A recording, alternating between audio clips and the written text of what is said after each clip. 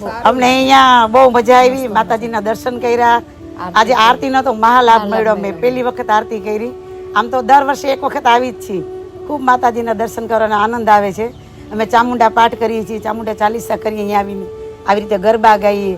આનંદ બહુ આવે છે માતાજીના દર્શન કરીને. સાક્ષાત માતાજીના દર્શન થાય ને એવું લાગે છે અમને. બહુ આનંદ આવે છે. જય માતાજી, જય માતાજી.